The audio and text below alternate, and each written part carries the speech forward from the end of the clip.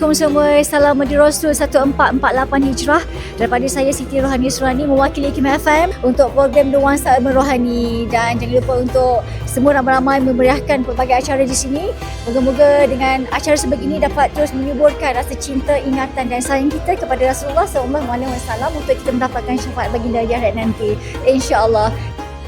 Kami daripada Cinta Gaza Malaysia hadir untuk Nur 2026. Nur 2026. Nur 2026. Nuansa Urban Rohani Nur 26 telah pun berjalan secara langsung jam 2 petang tadi di Istana Budaya. Alhamdulillah, banyak program yang telah pun berjalan hari ini. Antaranya kita ada refleksi Al-Quran dan pencarian Urban Muazzin. Ini sangat menarik sebabnya kita ada anak-anak muda yang berpotensi untuk menjadi muazzin. Alhamdulillah, ramai yang datang dan ramai yang memeriahkan program pada hari ini. Semuanya atas sambutan Maulid Rasul 1448 Hijri.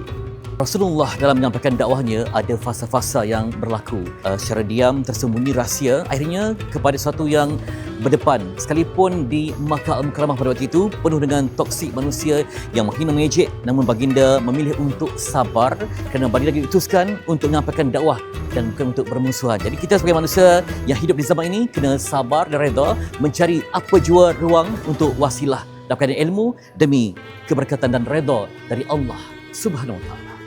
Nur 26 Malam Hijrah Cinta Rasul merupakan satu platform dakwah kreatif yang menggabungkan pelbagai entiti yang bekerjasama dengan Istana Budaya. Kami ingin mengucapkan ribuan terima kasih kepada Stesen TV Al Hijrah dan iKIM FM kerana sudi berkolaborasi buat pertama kalinya dibawakan program ini secara langsung di kaca TV. Inilah diharapkan program Nur 26 ini akan jadi satu program signature di bawah Kementerian Pelancongan Seni dan Budaya dan akan diteruskan pada masa akan datang, insya-Allah.